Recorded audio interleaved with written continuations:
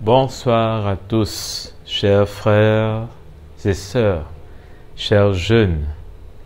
C'est toujours un plaisir pour ma part de pouvoir nous encourager dans l'Évangile parce que c'est la lumière que le Seigneur nous donne afin de nous éclairer dans ce monde obscur. Et véritablement, en tant que jeunes, combien on a besoin d'avoir plus de lumière parce que on est jeune, on ne voit pas peut-être tout, on ne voit pas comme il faut, on manque d'expérience, on manque, n'est-ce pas, d'avoir, n'est-ce pas, eu à connaître, avoir eu à apprendre, ce que peut-être des aînés ont eu à apprendre tout au long de leur vie, et cela fait que on est parfois plus en danger, on se met parfois plus en danger, on est exposé aux attaques, on est exposé, on est facilement, n'est-ce pas, pris par notre propre chair qui nous séduit, et combien, sans la grâce du Seigneur, on ne pourrait pas s'en sortir. Mais je crois que le Seigneur veut et a un plan pour nous. Amen.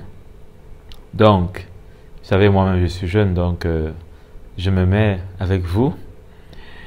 C'est une grâce simplement de pouvoir, n'est-ce pas, nous encourager, être ce canal. Donc, ce soir, je voudrais vous parler de combien nous jeunes, nous avons besoin d'aller aux eaux du Seigneur. Les eaux. On a besoin d'aller aux eaux du Seigneur. Et pour cela, je voudrais nous convier à ouvrir notre Bible dans Isaïe 55. Je ne sais pas si vous connaissez ce texte. Isaïe 55. Et au verset 1. On peut commencer par là. Vous tous qui avez soif, venez vers l'eau, même celui qui n'a pas d'argent. Venez acheter et manger, venez acheter du vin et du lait sans argent, sans rien payer. Pourquoi dépensez-vous de l'argent pour ce qui ne nourrit pas? Pourquoi travaillez-vous pour ce qui ne rassasie pas? Écoutez-moi vraiment et vous mangerez ce qui est bon. Vous savourerez des plats succulents. Tendez l'oreille et venez à moi. Écoutez donc et vous vivrez. Voilà quelques paroles du Seigneur au prophète Isaïe qui, n'est-ce pas, nous appelle à venir aux eaux du Seigneur. Parce que il semble qu'aux eaux du Seigneur, il y a la vie. En fait, il ne semble pas juste, cela est certain. Vous savez que Jésus dit qu'il est le chemin, la vérité et la vie. Amen. Il n'est pas juste un chemin, mais il est le chemin. Il n'est pas juste une vérité parmi tant d'autres, mais il est la vérité. Il n'est pas juste une certaine révélation de la vie, il est la vie en elle-même, à l'intérieur de l'homme. Vous savez, voilà trois choses que je pense l'homme cherche dans toute son existence. Il cherche un chemin, il cherche la vérité. C'est ainsi qu'on se retrouve dans des assemblées, on se retrouve dans des religions. Il cherche un chemin dans sa vie, il cherche sa destinée, il cherche à quoi est-ce qu'il est appelé. Et la vie par-dessus tout, c'est-à-dire qu'il cherche le bonheur, il cherche à être heureux.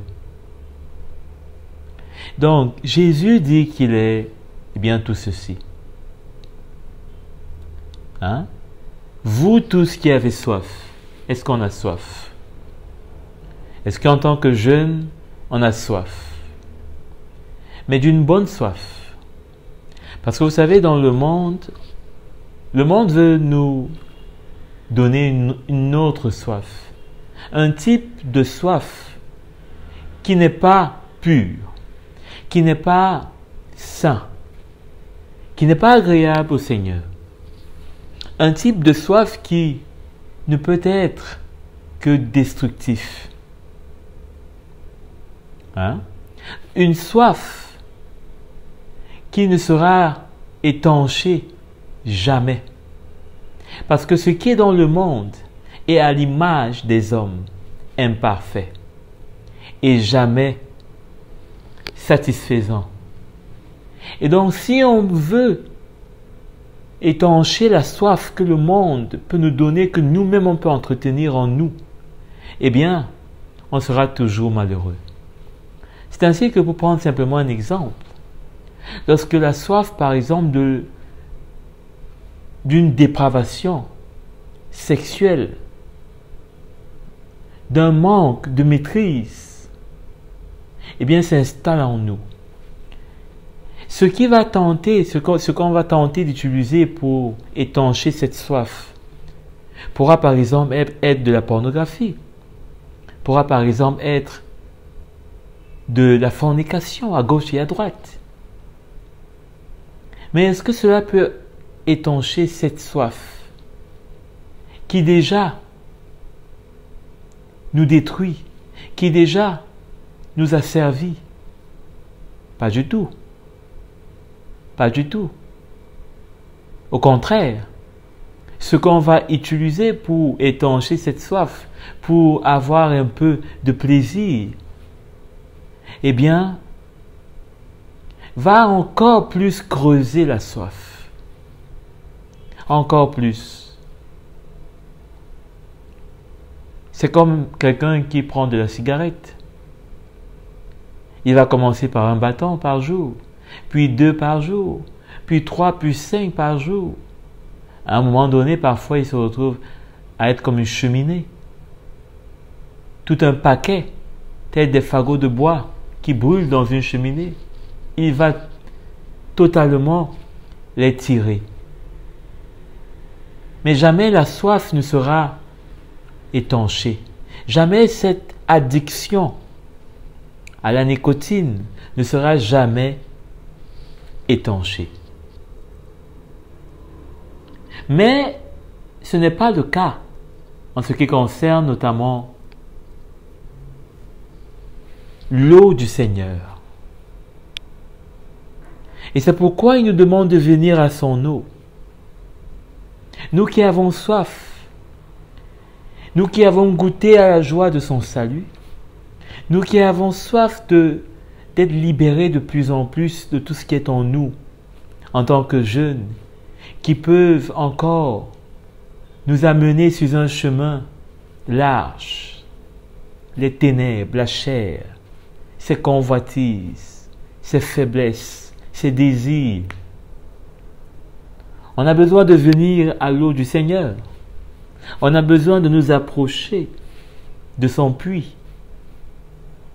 afin de pouvoir recueillir de l'eau, comme ce fut lorsqu'il a rencontré la femme samaritaine et qui lui a dit: si tu savais qui j'étais, c'est toi qui me demanderais de l'eau. Bien-aimé, on a besoin de l'eau du Seigneur. Elle seule peut étancher notre soif et nous donner le bonheur. Et ceci sans argent, sans rien payer. Vous savez, dans le monde, il faut payer. Il faut payer, oui, même pour ce qui nous détruit, il faut payer. Il faut mettre un forfait Internet pour regarder de la pornographie, c'est malheureux. On va payer cher. Il faut payer pour être en ligne sur les réseaux sociaux avec des personnes inconnues, avec des personnes dangereuses, avec des personnes qui n'ont pas de retenue.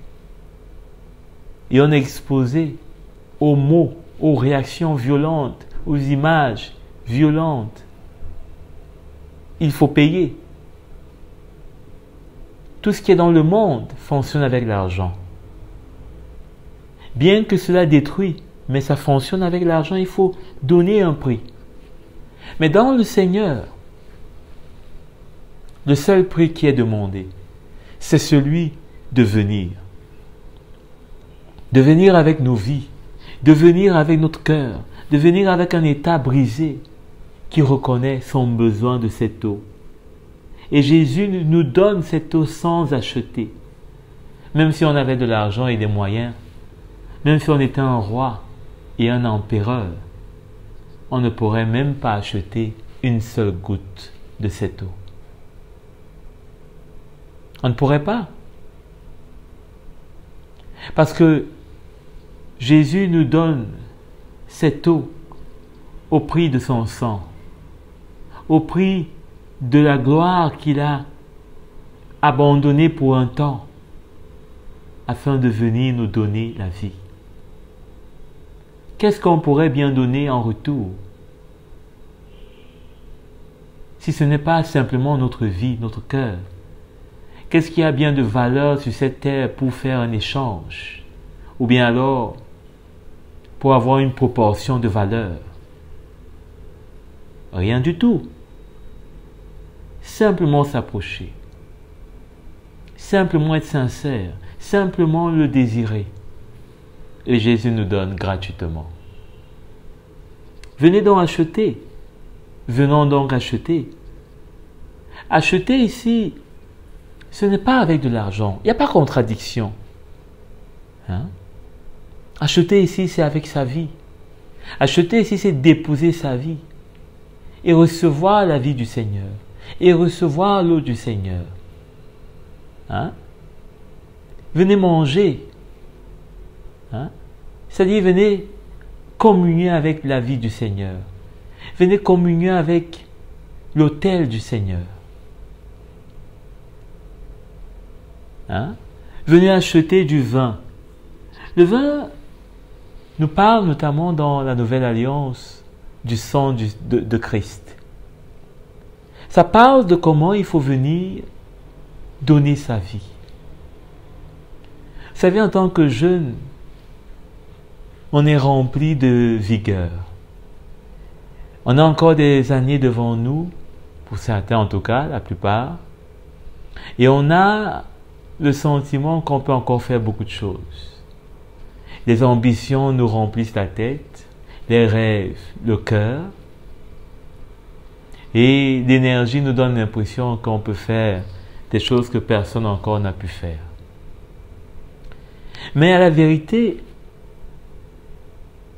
si on est enfant de Dieu, notre vie n'aura de sens que dans la main du Seigneur. Notre vie n'aura de sens que dans la main du Seigneur.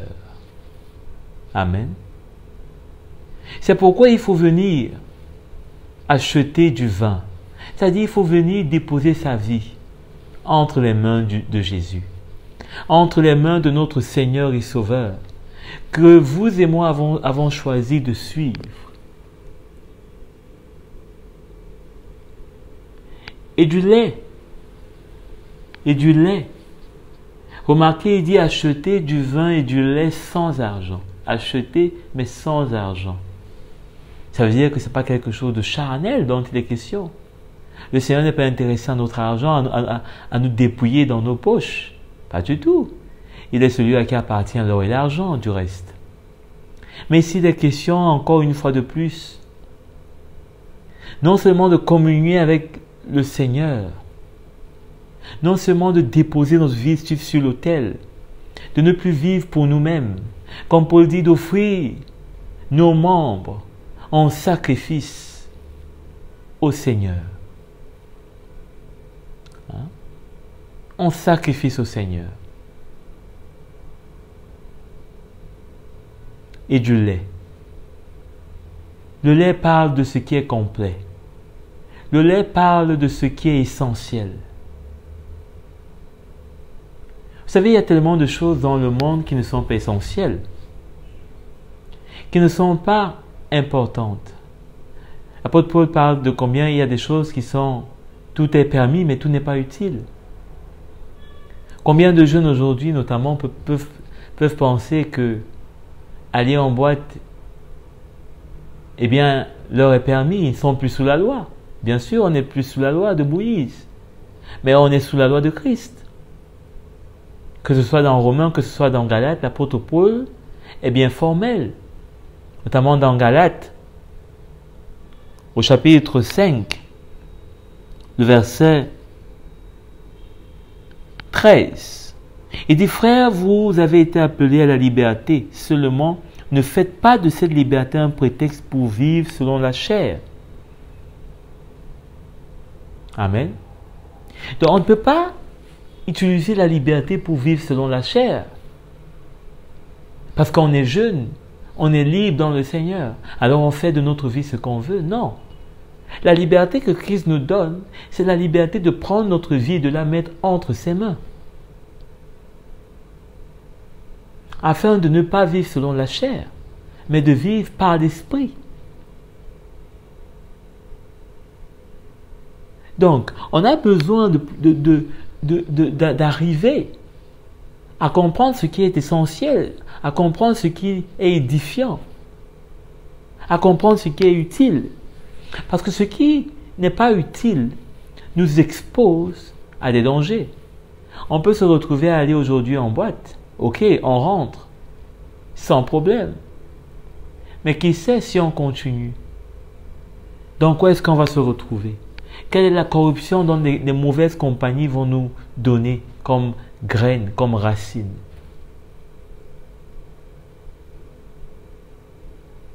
On n'a pas besoin des choses qui ne sont pas essentielles, comme le lait, dont ici Dieu parle à Ésaïe. On a besoin des choses qui sont complètes. Vous savez, vous pouvez être dans un moment avec des frères et des sœurs.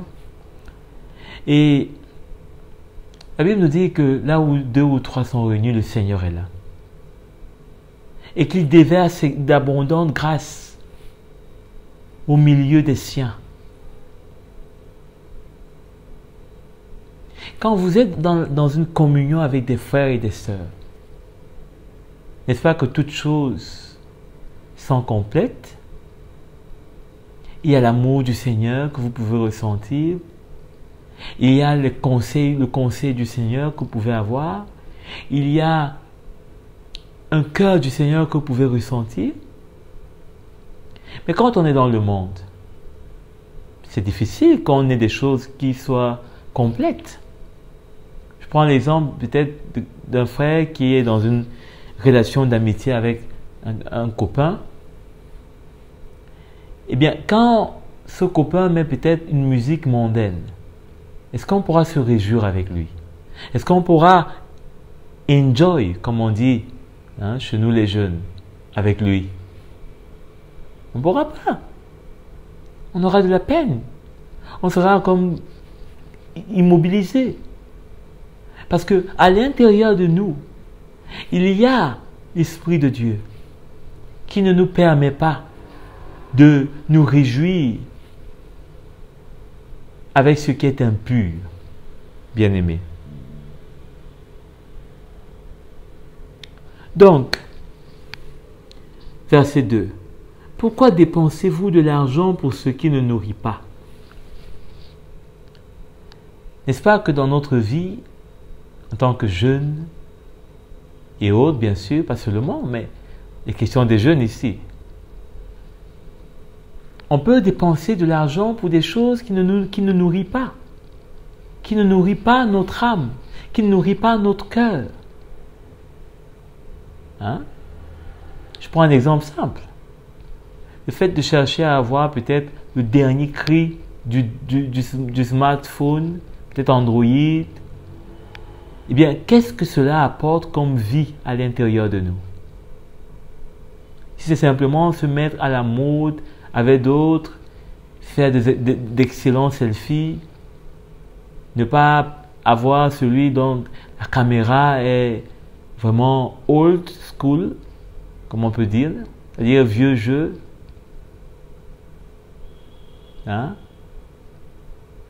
Donc, qu'est-ce que, aujourd'hui, en tant que jeune, on est prêt à dépenser dans le monde pour ne rien recevoir en retour qui puisse nous nourrir dans notre vie spirituelle?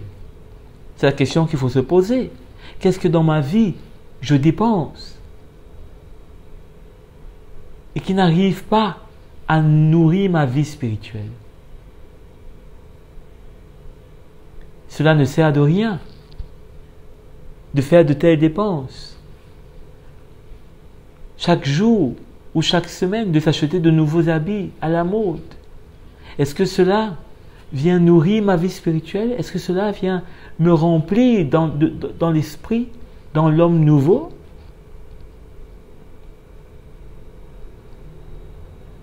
Pourquoi travaillez-vous pour ce qui ne rassasie pas? Hein? Aujourd'hui, parfois, on voit des jeunes, ils essayent de faire certains métiers et on ne comprend pas trop pourquoi ils ne font pas d'autres types de métiers. Je m'explique. On voit facilement un jeune qui est tenté de faire dans le mannequinat. On voit facilement peut-être un jeune qui est tenté de faire dans, je sais pas moi, les films. Hein? Mais c'est pas sûr que ça va vraiment lui rapporter, surtout ici en Afrique pour nous. Hein? Pourquoi pas commencer à faire autre chose qui soit plus rentable, qui soit plus rentable, oui, dans le sens où chaque jour on est sûr au moins de pouvoir s'alimenter. Qu'est-ce que dans le métier par exemple de film ou je sais pas moi, de mannequin, de mode, eh bien, on va rechercher. Qu'est-ce qui nous anime? Hein? Qu'est-ce qui va nous amener à faire X ou à ne pas faire X chose qui pourtant ne nous nourrit pas? On va facilement voir un jeune qui devient serveur, barman. Hein? C'est dangereux. Hein? Qu'est-ce qu'on fait avec nos mains? Qu'est-ce qu'on fait avec nos mains qui, n'est-ce pas, ne nous rassasie pas? C'est-à-dire qui ne nous apporte pas la véritable joie. Est-ce qu'on se compromet quelque part? Est-ce que quelque part on est dans une situation où on est bloqué parce que on a tellement fait des compromis, on a accepté tellement de choses qu'on devrait pourtant refuser et d'autres qu'on devrait pourtant accepter, mais on les a refusées. Ainsi on travaille mais on ne se rassasie pas. On fait des choses, on fait des plans, on fait des ambitions, on fait des calculs, on se projette dans X ou Y choses. Mais cela ne nous rassasie pas. L'orgueil ne nous permet pas de voir ce qui est simple, de voir ce qui est humble et d'expérimenter la grâce de Dieu. Écoutez-moi vraiment et vous mangerez ce qui est bon. Vous savourerez des plats succulents. Le Seigneur voudrait qu'on puisse avoir une attention envers lui. Vous savez, le fait qu'on n'ait pas une attention en tant que jeune envers le Seigneur, que notre attention soit dispersée. On veut écouter nos amis, on veut écouter nos stars préférées. On veut écouter notre propre intelligence. Eh bien, ne nous expose qu'à tout ce qu'on a lu auparavant. Hein? On ne se rassasie pas dans notre homme intérieur. Hein? On dépense en vain. Hein? Bien-aimés, jeunes, soyons à l'écoute du Seigneur. Et pour écouter le Seigneur, le verset 3 nous dit « Tendez l'oreille ». On a besoin de tendre l'oreille. De tendre l'oreille à sa parole. Qu'est-ce que sa parole nous dit? Qu'est-ce que sa parole nous montre? Qu'est-ce que sa parole nous révèle? Où nous sommes? Est-ce qu'on s'examine et est-ce qu'on voit nous-mêmes, notre misère? Il faut tendre l'oreille. Et c'est alors qu'on pourra recevoir de lui la vie.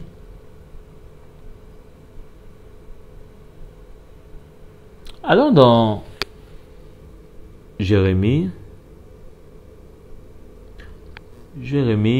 au chapitre 2, le verset 13. En effet, c'est un double mal que mon peuple a commis. Il m'a abandonné, moi qui suis une source d'eau vive, pour se creuser des citernes fissurées qui ne retiennent pas l'eau. Voilà quelque chose que Dieu dit à Jérémie pour la population de Juda. Vous savez que Israël avait été divisé en 2 royaumes. Donc, Jérémie ici faisait des reproches de la part de Dieu au royaume de Juda. Et donc, il leur dit que ce peuple, son peuple l'a abandonné pour se creuser des citernes crevassées. Et pourtant, c'est lui qui est la source d'eau vive. C'est un paradoxe. La vie se trouve dans une source d'eau vive. C'est-à-dire une source qui coule. Parce que quand la source ne coule pas et qu'il y a rétention d'eau, il y a des germes qui commencent à, n'est-ce pas, éclore dans cette eau. Et c'est ce qui est arrivé. Eux, ils ont plutôt creusé des citernes crevassées. Non seulement ils ont creusé des citernes, c'est-à-dire que ces citernes devaient recueillir de l'eau, ça ne devait donc plus être une eau vive, et donc une eau propre, une eau renouvelée, une eau sans cesse qui est pétillante de vie. Une eau qui est sans cesse rafraîchie. Parce qu'elle coule, qui est pure, elle coule. La vie doit couler. La vie du Seigneur doit couler en nous. Mais ils ont plutôt choisi de faire des citernes, et en plus ces citernes étaient crevassées. C'est-à-dire que de l'eau s'échappait. Double peine. Double peine.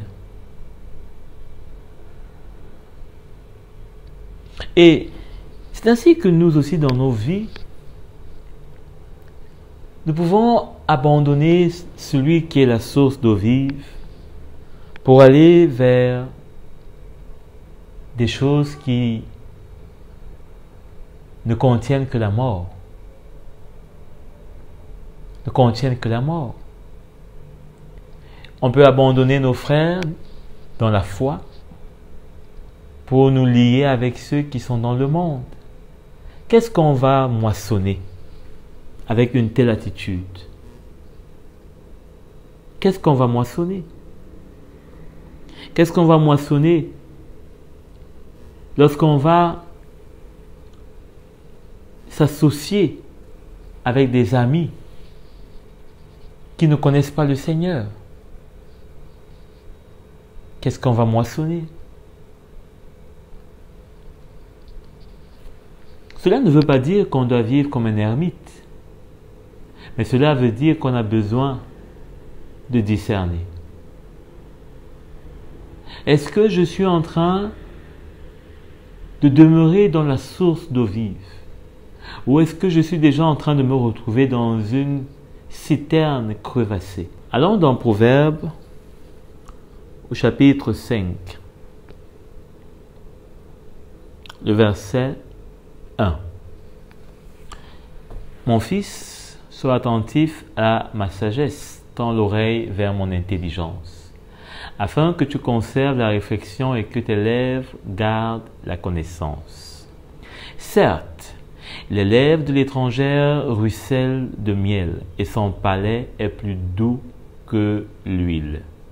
Mais à la fin, elle est amère comme l'absinthe, coupant comme une épée à deux tranchants. Ses pieds descendent vers la mort. Ses pas aboutissent au séjour des morts. Elle se garde bien d'examiner le chemin de la vie. Ses voies sont des voies d'errance, mais elle ne le sait pas. Et maintenant, mes fils, écoutez-moi, et ne vous détournez pas des paroles de ma bouche. Passe loin de chez elle et ne t'approche pas de la porte de sa maison. Sinon, tu livreras ta dignité à d'autres et tes années à un mari sans pitié.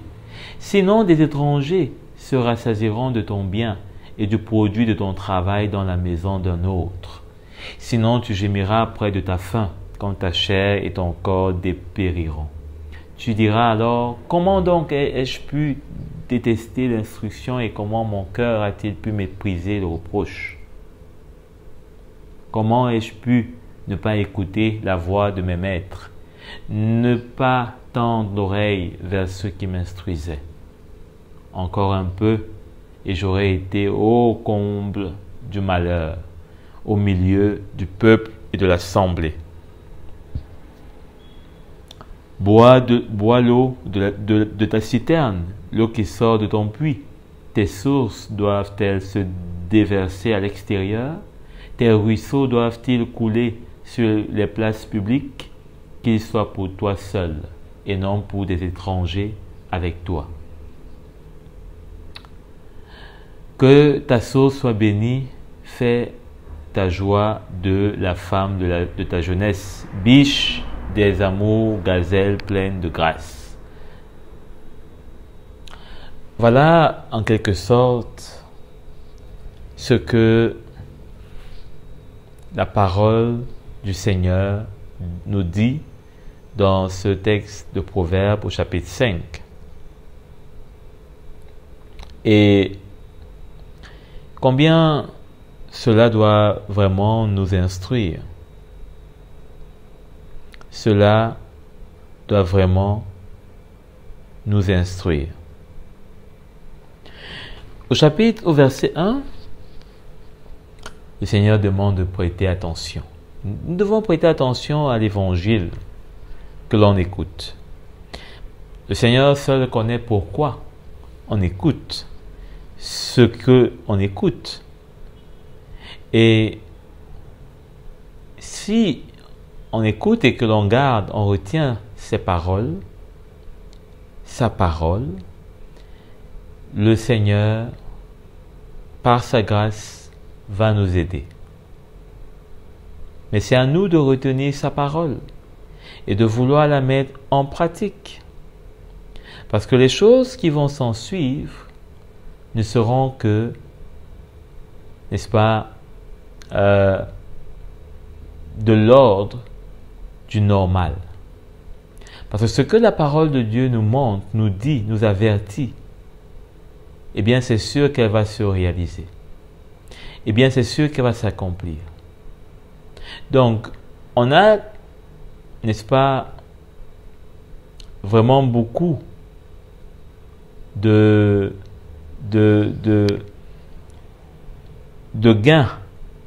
On gagnerait à être du bon côté de ce que la parole de Dieu nous montre et non du mauvais côté. Au verset 3, il dit, et il montre ce qui a souvent tendance à se passer dans nos vies. Les lèvres de l'étrangère ruissellent de miel et son palais est plus doux que l'huile. Les œuvres qui sont dans le monde, ce qui nous attire dans le monde, ce qui nous attire avec X ou Y qui est dans le monde, est semblable à ce qui est décrit ici. C'est doux, tel que l'huile. Et c'est semblable à du miel. C'est-à-dire qu'il y a quelque chose qui nous attire, qui nous excite, qui nous emporte et nous entraîne avec une sensation de miel, de douceur.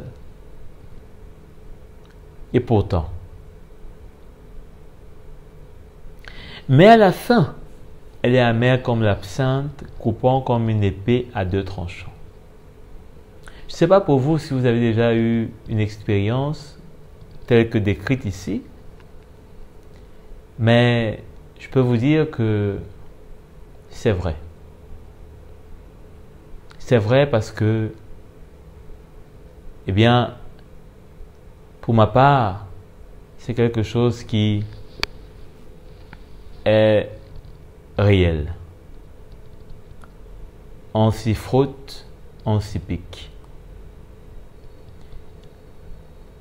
L'épée à double tranchant, ce n'est que ce qu'on peut recevoir après avoir flirté, après avoir dansé, après avoir séjourné avec la femme étrangère, avec les lèvres de la femme étrangère, avec les regards de la femme étrangère, avec les mains de la femme étrangère, avec les paroles de la femme étrangère. L'effet est immédiat. Après le miel, il y a un effet. Parfois, on peut ne pas peut-être voir un effet, peut-être physique, mais au moins déjà dans l'esprit. On ressent une coupure avec le Seigneur. Il n'y a plus de communion. Ce n'est pas qu'on est rejeté de Dieu, non. Mais il n'y a plus de communion. La première des choses que cette épée coupe, eh bien c'est cela. Eh bien c'est cela. Et dans quel état ça nous laisse? De culpabilité. On est mal. Pour ceux qui aiment vraiment le Seigneur, on est mal. On regrette. Parfois même avant de s'être séparé avec cette femme étrangère ou cet homme étranger, eh bien, on est déjà en train de regretter. On se demande, eh bien, qu'est-ce qui nous a encore amenés là? Dans les faits, là, on perd notre joie. Les louanges du Seigneur sont fades dans notre bouche, tellement le mal est en place.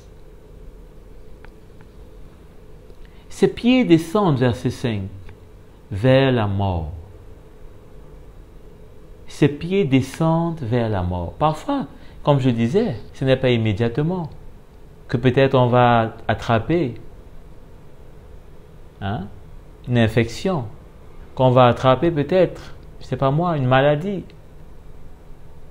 qu'on va commencer à faire peut-être, je ne sais pas moi, une allergie ou autre. Qui sait à quoi est-ce qu'on s'expose lorsqu'on n'obéit plus, lorsqu'on n'est pas soumis au Seigneur? D'ailleurs, la Bible nous le dit. Soumettez-vous à Dieu et résistez au diable. Et le diable, lui, ne vient que pour faire quoi? Pour dévorer, détruire, égorger, brûler, voler. Donc, doucement, doucement, ses pieds vont vers la mort. Parfois, on peut avoir une vie de désordre pendant des années, et puis subitement, eh bien, quelque chose nous arrive. A-t-on besoin d'en arriver là? C'est-à-dire d'être au bout au bout de ce qu'on sème et de récolter. C'est dangereux de s'aimer ce qui est mal, de continuer à s'aimer ce qui est mal. Qui sait ce qu'on peut récolter? Qui sait ce que cela va enfanter? Je ne sais plus de quel serpent est-ce qu'il s'agit, mais qui font leurs enfants en hauteur.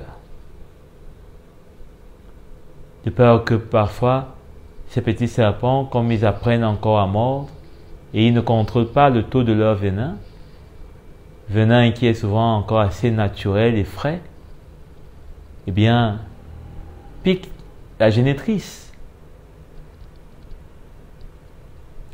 Donc elle est obligée pratiquement de se distancer de ses enfants.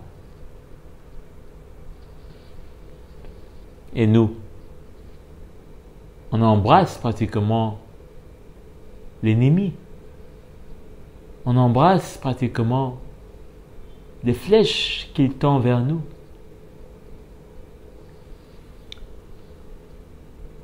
Ces pas aboutissent au séjour des morts. Eh bien, ça c'est l'ascension qui est évidente et qui est formelle. Ces pieds descendent vers la mort. Ces pas aboutissent de façon irrémédiable au séjour des morts. Donc, exposé au péché, exposé avec le monde, c'est également être exposé à terminer dans le séjour des morts, loin de Dieu.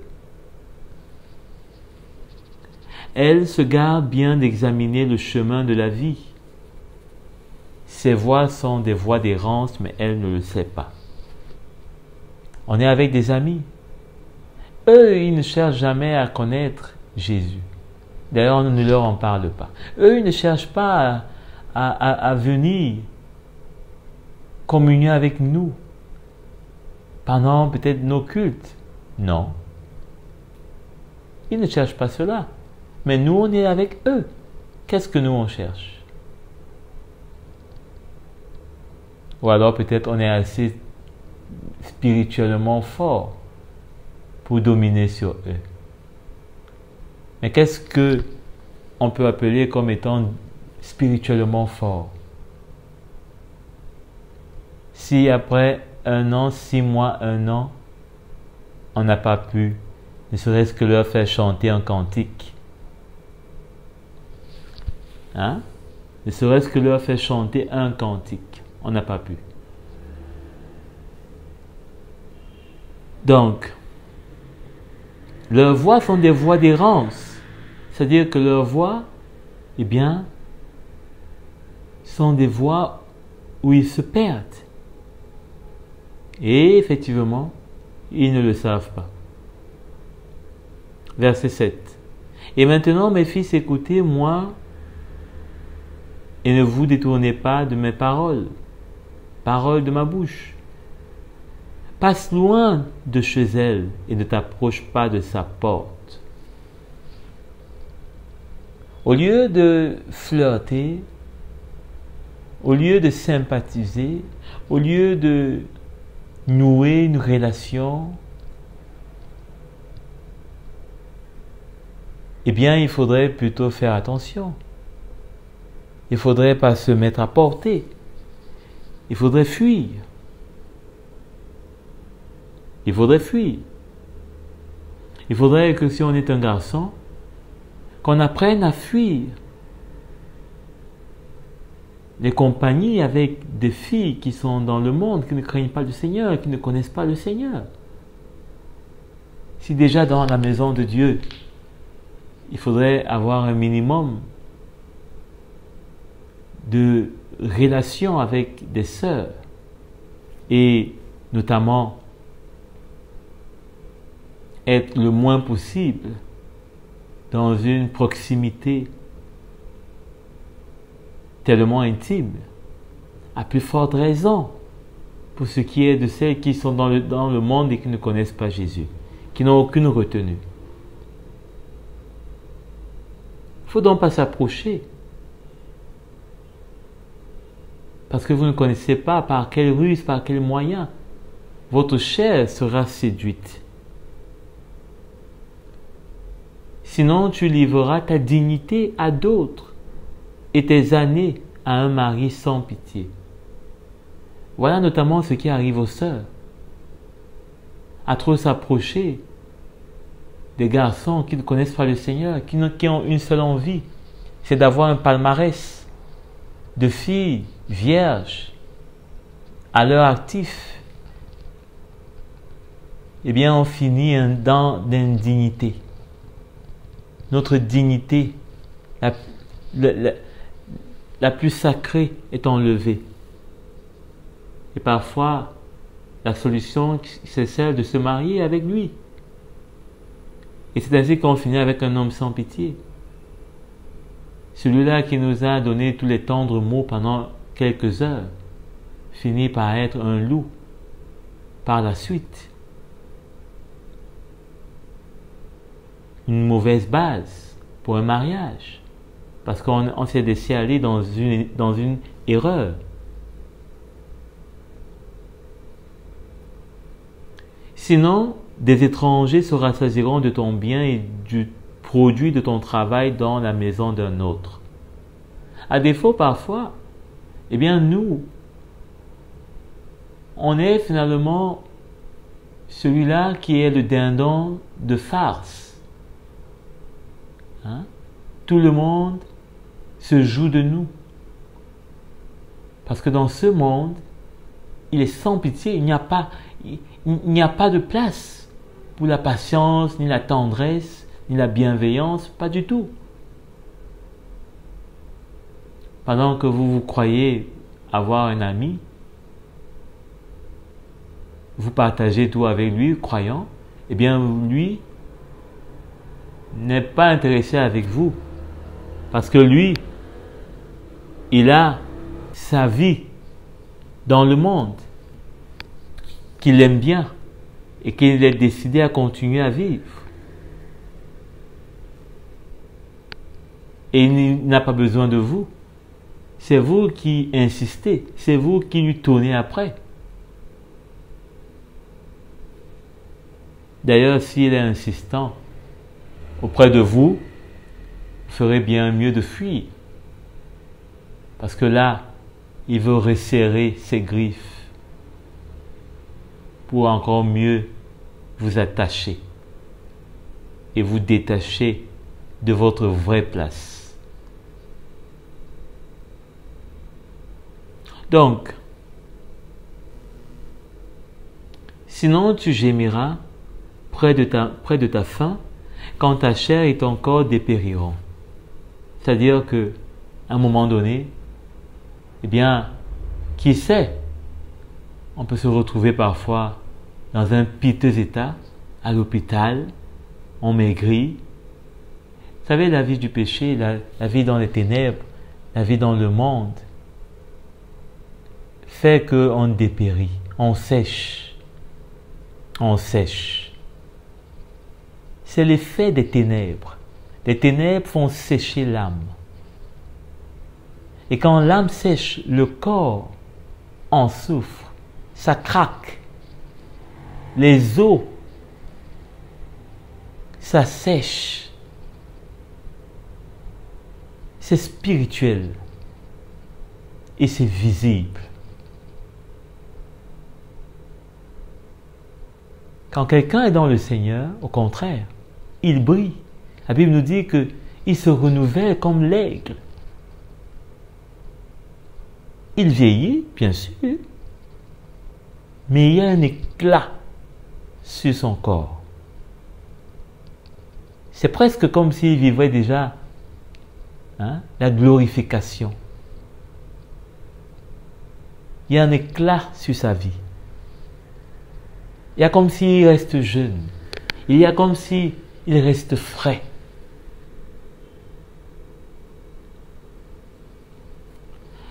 Verset 12.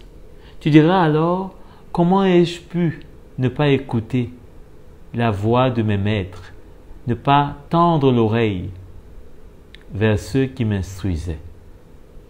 On regrette. on regrette.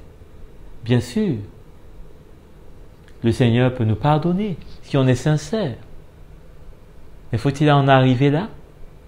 Et qui sait? Demander pardon au Seigneur et qu'il nous pardonne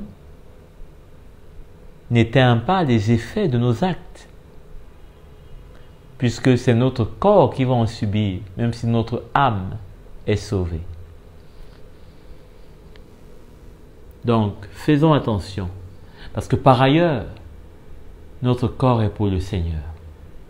Il est son temple. Donc, ce n'est pas du tout l'occasion de prendre son corps, l'exposer et ne pas considérer la valeur de ce corps. Si Dieu n'avait pas d'importance pour le corps, sûrement qu'il ne nous aurait pas en donné un. Mais toutes nos parties, en tant qu'êtres vivants, corps, âme, esprit, sont importants devant le Seigneur. Et nous ne sommes que des créatures, nous n'avons pas droit d'en disposer comme nous voulons, au point de le détruire et de le mettre en danger. Ça, c'est une rébellion caractérisée. Verset 15. Bois l'eau de ta citerne, l'eau qui sort de ton puits. C'est-à-dire que conserve ta vigueur, conserve ta pureté, conserve ta dignité. Tes sources doivent-elles se déverser à l'extérieur? Il parle de quoi? Il parle notamment de tout ce qui fait notre vigueur en tant que jeunes. La virginité,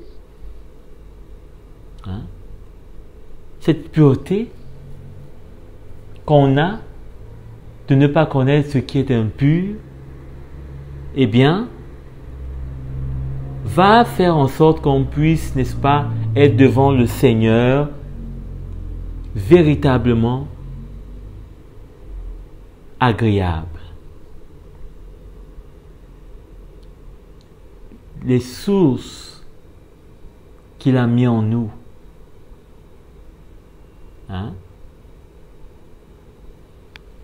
eh bien, il va être glorifié quand on les garde.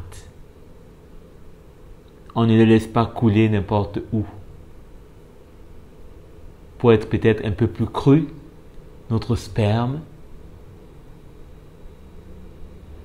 en tant que notamment homme, eh bien, ça ne devrait pas couler comme de l'eau de pluie dans toutes les rigoles de la ville ou du pays dans lequel on est, sur tous les lits. C'est pourquoi il dit, tes sources doivent-elles se déverser à l'extérieur? Tes ruisseaux doivent-ils couler sur les places publiques?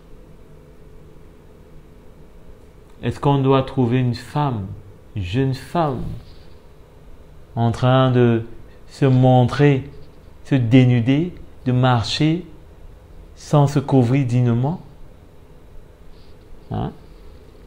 Qu'il soit pour toi seul et non pour des étrangers avec toi.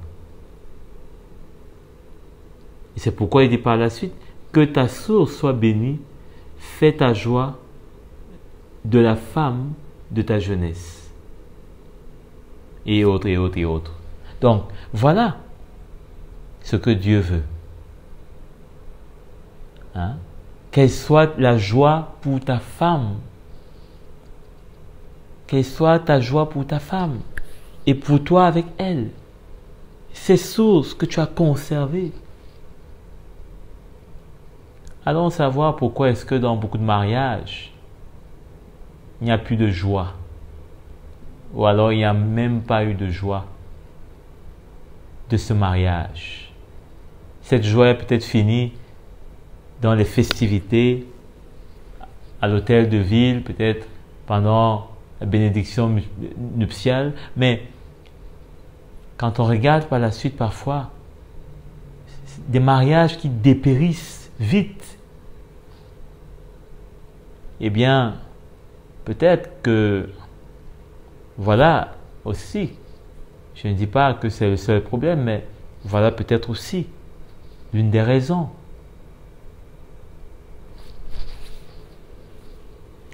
Alors, on va dans Jean au chapitre 4. Jean le chapitre 4 au verset 37. Jean chapitre 4 verset 37. Il est écrit, en effet, en cela cette parole est vraie. L'un sème et l'autre moissonne. Je vous ai envoyé récolter une moisson qui ne vous a pas demandé de travail. D'autres ont travaillé et vous êtes entrés dans leur travail.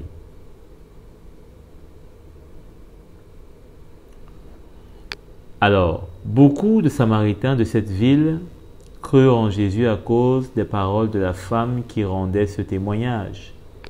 Il m'a dit tout ce que j'ai fait. Ici, il est question de Jésus qui rencontre la femme samaritaine et qui, n'est-ce pas, a eu à avoir une conversation avec cette femme. Mais pour véritablement trouver le verset qui nous intéresse, et l'histoire qui nous intéresse avec cette femme, commençons dans le verset 7. Une femme de Samarie vint puiser de l'eau. Jésus lui dit, donne-moi à boire. En effet, ses disciples étaient allés à la ville pour acheter de quoi manger. La femme samaritaine lui dit, comment, toi qui es juif, tu me demandes à boire? Donc nous connaissons à peu près l'histoire. Et, n'est-ce pas, c'est ainsi que Jésus dit au verset 13, toute personne qui boit de cette eau-ci aura encore soif, c'est-à-dire l'eau du puits. En revanche, celui qui boira de l'eau que je lui donnerai n'aurait plus jamais soif. Et l'eau que je lui donnerai deviendra une source en lui d'eau vive qui jaillira jusqu'à dans l'éternité. En effet, si le Seigneur nous donne son eau, nous donne sa vie, nous serons non seulement une source qui va jaillir, c'est-à-dire qui pourra aussi d'ailleurs étancher la soif d'autres personnes, parce qu'effectivement cette eau va jaillir, mais c'est cette eau qui va nous entraîner jusqu'à dans l'éternité. Alors comment ne pas désirer plus de cette eau en tant que jeunes? La question est qu'est-ce que nous faisons pour davantage recevoir de cette eau vive? Est-ce que nous nous satisfaisons juste de recevoir un peu d'eau? Peut-être on va le dimanche à l'église, on n'est même pas vraiment dans le désir d'aller, peut-être on nous force, peut-être que toute la semaine on ne loue même pas le Seigneur, nos bouches se décollent seulement, nos lèvres se décollent l'une de l'autre seulement le dimanche. Bien-aimés, chers jeunes, ne nous amusons pas avec ce que Jésus dit là. Parce qu'il a vraiment envie de nous donner de cette eau. Parce qu'il voit nos besoins. Il voit notre soif. Et si on se rapproche de lui, il a tellement en abondance pour nous. Personne n'a le droit de se priver. Parce qu'en se privant de cette eau, il se prive de la vie véritable. Bien sûr, on est libre. Mais où est-ce que va nous amener cette liberté? Comme tantôt je le disais, on l'a lu. Où est-ce que cette liberté va nous entraîner? N'est-ce pas qu'on a lu qu'elle peut nous entraîner dans le séjour des morts?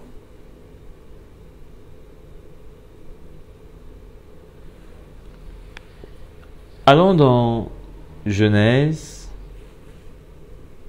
au chapitre 26, le verset 15. Tous les puits qu'avaient creusés les serviteurs de son père à l'époque de son père Abraham, les Philistins les comblèrent en les remplissant de terre. Et Abimelech dit à Isaac, va-t'en de chez nous, car tu es beaucoup plus puissant que nous. Isaac partit de là et campa dans la vallée de Guérar, où il s'installa.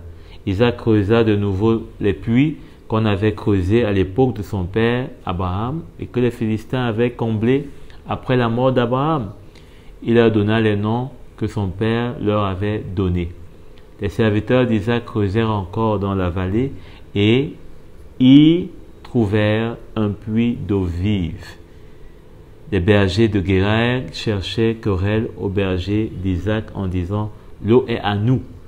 Il appela le puits est sec parce qu'on s'était disputé avec lui. Etc. Pourrait lire la suite. Mais ici, il faut comprendre que on nous parle de certains puits que Isaac, qui est l'un des fils de la promesse, qui est le fils de la promesse, n'est-ce pas, a eu à creuser. Et quand il a creusé ce puits, eh bien, ses ennemis, les Philistins, ont cherché à combler ces puits avec la terre. Juste pour nous dire ici que de la même façon, nous devons savoir que le monde ne veut pas qu'on puisse être étanché du puits d'eau vive du Seigneur. Et à chaque fois, le monde veut combler par, n'est-ce pas, tout ce qu'il fabrique, le puits auquel on veut s'abreuver du Seigneur, la vie du Seigneur en nous. Le monde veut nous combler par tout ce qui est, n'est-ce pas, impur. La vie du Seigneur, le monde veut faire tarir cette vie en nous. Hein? La télé, l'Internet, la mode, la musique, les études même. Aujourd'hui, c'est ce qui est comme instrument dans la main du monde, dans la main de ceux qui travaillent avec l'ennemi, pour combler et nous empêcher en tant qu'enfants de Dieu de grandir avec la vie du Seigneur, d'entrer dans le plan du Seigneur, de suivre le Seigneur. Et cela, de plus en plus subtil. Parfois, c'est la carrière qui nous empêche de suivre le Seigneur, tel qu'on le voudrait, tel qu'il le veut. Et combien de temps est-ce qu'on va pouvoir continuer à vivre ainsi?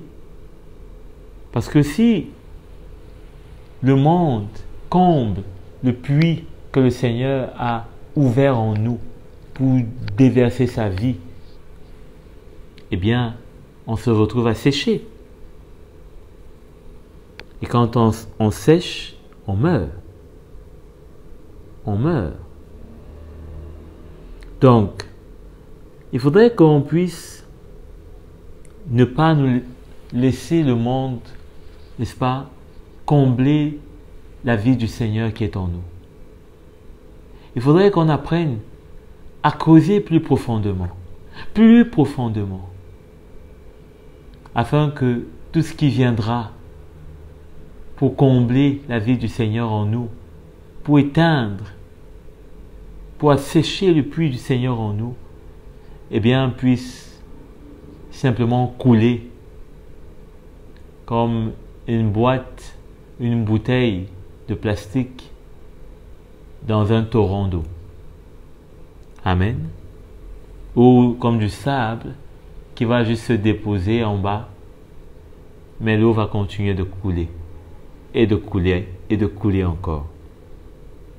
Donc, faisons attention, parce que si on ne veille pas, on va se réveiller un beau matin, et notre puits sera asséché, totalement asséché. Dans Ésaïe 12, au verset 3, il est dit « Vous puiserez avec joie de l'eau aux sources du salut. » Voilà ce qui nous attend. Il n'y a pas de joie dans le monde. La véritable joie que le Seigneur veut nous donner, eh bien, c'est en lui et en lui seul. Quelle joie on peut rechercher dans le monde? Est-ce que c'est en ayant des petites amies? Est-ce que c'est en ayant, je ne sais pas moi, 3000 followers, 3000 amis sur Internet, sur Facebook et autres, sans publicité?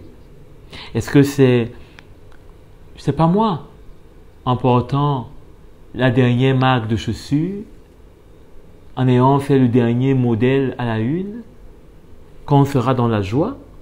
Je ne suis pas sûr. Parce que ceux qui sont dans le monde, eh bien, font cela. Mais chaque jour, on entend des décès, des suicides, des overdoses. Bien-aimés, notre joie en tant que jeunes ne peut être complète, tel le lait dont Ésaïe parle dans son chapitre 55, tel un lait complet, ne peut que se retrouver dans le Seigneur. Tous les nutriments, tout ce dont on a besoin pour grandir, en tant que jeune, grandir dans la maison du Seigneur, devenir mature, commencer à être responsable. Bien-aimé, on ne peut pas prendre les choses dans le monde et venir jouer avec dans l'église, et venir nous tenir avec dans l'église. On a besoin d'être pur, d'être purifié, d'être sanctifié par le Seigneur. Et pour cela, on a besoin de poser notre vie sur son autel. Terminons avec Apocalypse 21 au verset 6. Il est écrit « Puis il me dit, je suis l'alpha et l'oméga, le commencement et la fin. À celui qui a soif, je donnerai à boire gratuitement de la source de l'eau vive. Le vainqueur recevra cet héritage, je serai son Dieu et il sera mon fils. Quant aux lâches, aux incrédules, aux abominables, aux meurtriers, à ceux qui vivent dans l'immoralité sexuelle, aux sorciers, aux idolâtres et à tous les menteurs, leur part sera dans les temps ardents de feu et de soufre. C'est la seconde mort. » Je crois que vous et moi, bien-aimés, jeunes frères et sœurs dans le Seigneur, nous n'avons pas besoin de cela. Jésus a donné sa vie et on ne peut pas gâcher ce sacrifice, eh bien, en finissant de la manière dont on a lu dans ce chapitre. Mais plutôt, nous avons l'opportunité d'avoir l'héritage, d'avoir part à l'héritage du Seigneur et d'être véritablement dans sa maison telle des fils. Je crois que c'est un honneur que d'être dans la maison du Seigneur en tant que fils. Et c'est un privilège que nous pouvons avoir si seulement nous mettons en pratique ce qui est dit. Nous renonçons à tout ce qui est dit. L'incrédulité, l'abomination, immoralité, mais que nous demeurons avec la vie du Seigneur, qui est d'ailleurs gratuite. Le Seigneur est fidèle. Rappelons-nous de ces paroles, je crois que c'est de l'apôtre Jean. Il dit, jeunes gens, vous avez vaincu. Il écrit aux jeunes gens, il dit, parce que vous avez vaincu le mal. Nous sommes appelés à vaincre le malin et le Seigneur est avec nous. Amen.